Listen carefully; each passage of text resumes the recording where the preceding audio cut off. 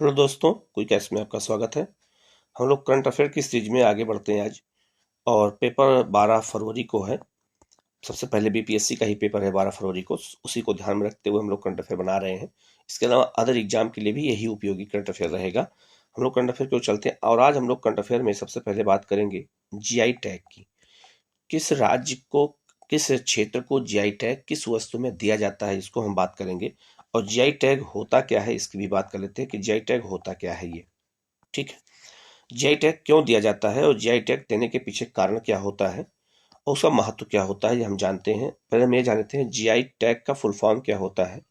Geographical indication tag होता है। जिस क्षेत्र में कोई वस्तु का उत्पादन होता है, जिस भौगोलिक क्षेत्र में होता है, उसको ही मान्यता दी जाती है, संकेत दिया जाता है। और उसका महत्व क्या होता है हम लोग पहले वो जान लेते हैं। फिर उसके बाद में सारे किस किस क्षेत्र को 2022 में और 21 में किस क्षेत्र को और किस वस्तु को जीआई टैग दिया गया है, वहां से हम लोग पढ़ लेते हैं, क्योंकि यहाँ से एग्जाम में आता है तो आपको गलत ना होने पाए। हम लोग आगे बढ़ते हैं। पहले देखते हैं जीआई टैग का मतलब क्या होता है। तो यहाँ लिखा है साफ साफ कि जीआई टैग एक भौगोलिक संकेत है जिसका उपयोग उन उत्पादों पर किया जाता है जिनकी एक विशिष्ट भौगोलिक उत्पत्ति होती है और उन गुणों पर गुणों या प्रतिष्ठा होती है जो उस मूल्य के कारण होती है। जीआई के रूप में कार्य करने के लिए एक संकेत को, किसी दिए गए स्थान पर होने वाले उत्पाद की पहचान करनी चाहिए। भारत में सबसे पहला जीआई टैग 2004 में दार्जिलिंग को दिया गया था। पश्चिम बंगाल की चाय को दिया गया था सबसे पहले। पूछा जाएगा एग्जाम में कि भारत में सबसे पहला जीआई टैग किसे दिया गया था, तो आप बताओगे ये 2004 में दिया गया था और दार्जिलिंग को दिया गया था।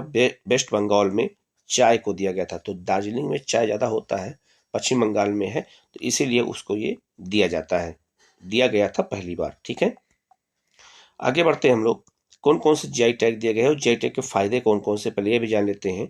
तो जीआई टैग के फायदे यह है कि जीआई टैग मिलने के बाद राष्ट्रीय और अंतर्राष्ट्रीय मार्केट में उस वस्तु की कीमत और उसका महत्व बढ़ जाता है। जैसे मान लीजिए जब जीआई टैग दार्जिलिंग चाय को जीआई टैग नहीं मिला था तो उसकी पहचान कोई पहचान ही नहीं थी, लेकिन आज उसका ब्रांड बन गया है।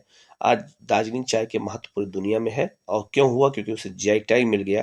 तो उसको लोगों को पता चल गया कि अच्छा, जीआई टैग मिलने से दार्जिलिंग की भी कोई चाय होती है। इस वजह से इसका एक्सपोर्ट बढ़ जाता है और राष्ट्रीय और अंतर्राष्ट्रीय लोग उस वस्तु के पीछे ज्यादा आकर्षित होते हैं।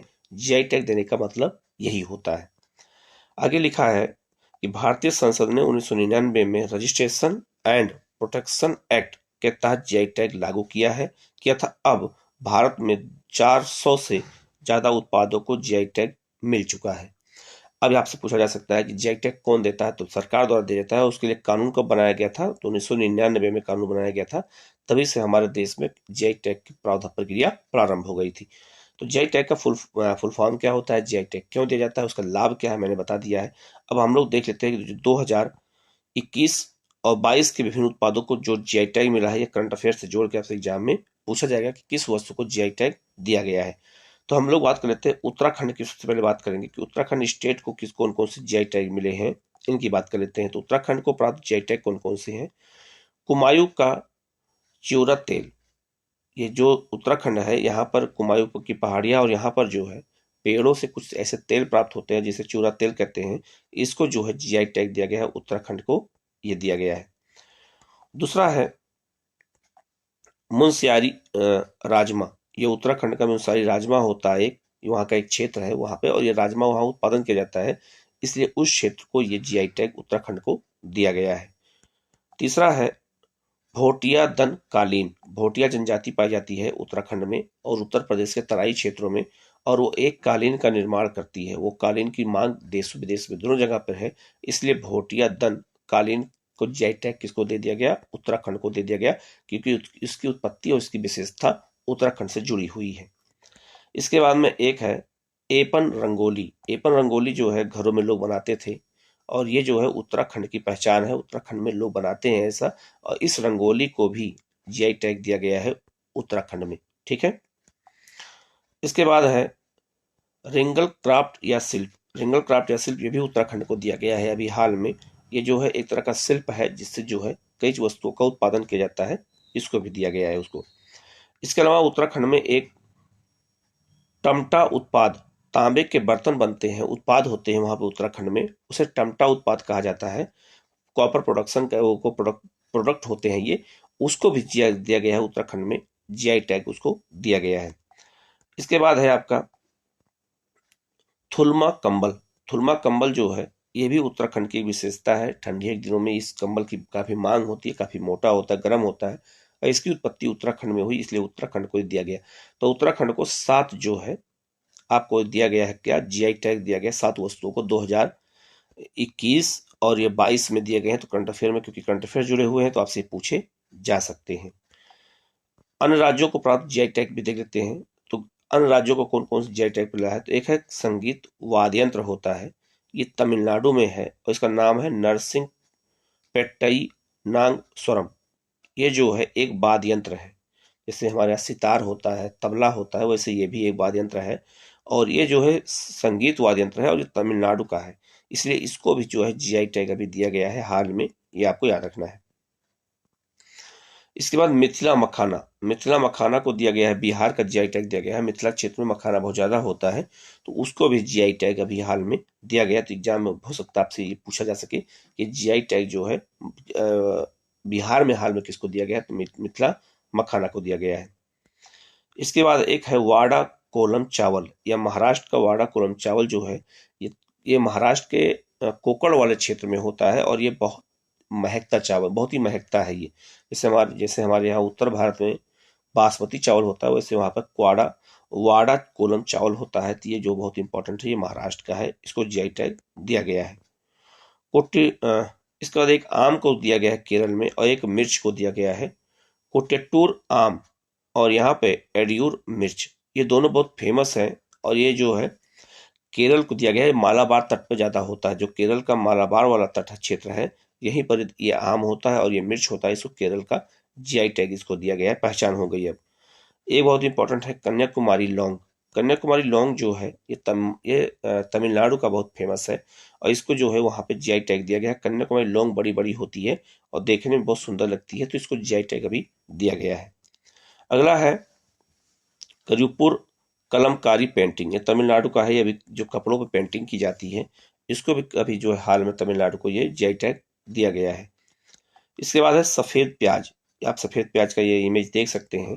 प्याज जो देखोगे अक्सर रेड कलर की दिखती है, लेकिन ये प्याज सफेद कलर की प्याज है, और ये जो है अलीबाग महाराष्ट्र को जीआई टैग दिया गया है, ये आप याद रखिएगा। तो सफेद प्याज महाराष्ट्र के अलीबाग में पाई जाती है, ये जो है इसलिए उसको दिया गया है, जो है क्या जीआई टैग दिया गया है, क्योंकि इसकी पहचान बन गई है। इसके बाद है महोबा का पान। महोबा का पान जो है ये उत्तर प्रदेश का है, और ये जो है महोबा के क्षेत्र में पान का उत्पादन बहुत ज्यादा होता है। और पान याद रखिएगा, पान का जो ये उत्पादन किया जा रहा है, जो हम लोग खाते हैं, देखा होगा दुकानों पे मिलते हैं पान, वही पान है ये, जिसका पूजा में भी इस्तेमाल होता है हमारे यहाँ हिंदू धर्म में। लेकिन इसकी विशेषता आपको बता देता हूँ कि पान का जो उत्पादन होता है वो उसके नीचे होता है, क्या कहते हैं, छप्पर के नीचे किया जाता है। अगर इसको धूप में कर देंगे तो अगर इस पे धूप पड़ जाएगी तो पान की पत्ती खराब हो जाती है, तो इसलिए धूप में इसका उत्पादन नहीं होता है। देखो यहाँ पे डंडा वंडा लगा करके ये, और छप्पर बना करके तब उसके अंदर पान का उत्पादन करते हैं, जिससे वो पान खराब ना हो। इसके बाद एक है सोजत मेहंदी। सोजत मेहंदी जो ये राजस्थान को जीआई टैग दिया गया, और ये मेहंदी इस तरह से है जिस पर देखो संस्कृत के श्लोक लिखे हुए हैं, स्वास्तिक चिन्ह बना हुआ है, और पक्षियों के और ओम के चित्र बने हुए, इस पे चिन्ह बने हुए हैं, कमल के पंखुड़ियां बनाई गई हैं। इसी मेहंदी को जो है राजस्थान में जीआई टैग दिया गया। इस मेहंदी को कहते हैं सोजत मेहंदी कहा जाता है, तो इसको जीआई टैग अभी मिला हुआ है। इसके बाद ये एक चावल है वहां मध्य प्रदेश में, चिन्नौर चावल। चिन्नौर चावल को भी मध्य प्रदेश में जीआई टैग अभी हाल में दिया गया है। एक नागालैंड में दिया गया है मीठा खीरा होता है मीठा खीर, और जो है ये जो है किंग चिली, इन नागालैंड के, इसको भी दिया गया है जीआई टैग, ये भी आपको याद रखना है। एक बहुत इंपॉर्टेंट है Judima rice wine. Judima rice wine ये असम का है। यहाँ देखो महिलाएं कुछ जो है चावल से वाइन बना रही हैं, यह है चावल से वाइन बनाया जा रहा है, चावल को पहले गरमाया जाता है, उसको पहले गरमा के बाद उसको सड़ाया जाता है और उससे जो है वाइन बनती है और इस वाइन को कहते हैं जोडिमा राइस वाइन। ये असम का बहुत फेमस है, वहाँ के लोग इसको ज़्यादा कल्चर में अपने लेते हैं और ये जो है बहुत ही फेमस होने के कारण इसको जीआई टैग दिया गया है। किसको? जो है याद रखिएगा, असम में किसको? जोडिमा राइस चावल को दिया गया है। इसके बाद है इडू मिसमी टेक्सटाइल्स, ये अरुणाचल प्रदेश का है। मिसमी एक जनजाति होती है वहाँ पे अरुणाचल प्रदेश में, और उसे टेक्सटाइल उसको जो है वहाँ पे कपड़ा बनाती है वो, इसीलिए जो है उसे ये जीआई टैग दिया गया है अरुणाचल प्रदेश को। ठीक है। कश्मीर केसर, कश्मीर केसर जम्मू कश्मीर की बहुत फेमस है और उसको भी जीआई टैग दे दिया गया है कि जो है कश्मीर की विशेषता में से एक ये भी माना जाता है। जैसे डल झील है, बुलर झील है, वहाँ पे अच्छा टूरिज्म का विकास हुआ है बहुत अच्छा। ठीक है, तो कश्मीर केसर भी वहाँ का एक बहुत इंपॉर्टेंट चीज है कश्मीर का, और उसकी मांग देश विदेश में बहुत ज्यादा है और उसको जीआई टैग दिया गया है। एक है काजी नेमू, काजी नेमू असम का है, छोटा छोटा नींबू होता है, उसे काजी नेमू कहते हैं। ये असम का नींबू होता है छोटा छोटा, इसको भी जीआई टैग दिया गया है और ये जो है बहुत ज्यादा तीखा होता है वो नींबू। ठीक है। इसके अलावा है खोला मिर्च, खोला मिर्च गुजरात का है, सॉरी गोवा का है, माफ करिएगा, गोवा का है खोला मिर्च, और इसको भी जीआई टैग दिया गया है। ये मिर्च काफी तीखी होती है गोवा की, और इसकी मांग देश विदेश से बहुत ज्यादा होती है, खाने में इसका इस्तेमाल बहुत ज्यादा होता है, तो इसको भी जीआई टैग दिया गया है। इसके अलावा है गोरखपुर टेराकोटा उत्तर प्रदेश, मिट्टी के जो बर्तन बनते हैं उन्हें टेराकोटा कहते हैं, और मिट्टी के जो बर्तन बनते हैं उत्तर प्रदेश के गोरखपुर में ज्यादा बनते हैं, तो उससे भी जीआई टैग दिया गया। देखो यहाँ महिलाएं जो है इस मिट्टी के बर्तन को जो है, ये मिट्टी के खिलौनों को, बर्तन को, और ये तरह तरह की चीजों को देखो सुखाते हुए आपको नजर आएंगी। एक इमेज डाला गया जिससे आपके समझ में चीजें आ जाए। तो उत्तर प्रदेश का जो क्षेत्र है वो गोरखपुर, उसे टेराकोटा के लिए प्रसिद्ध है, ये क्वेश्चन पूछा जा सकता है।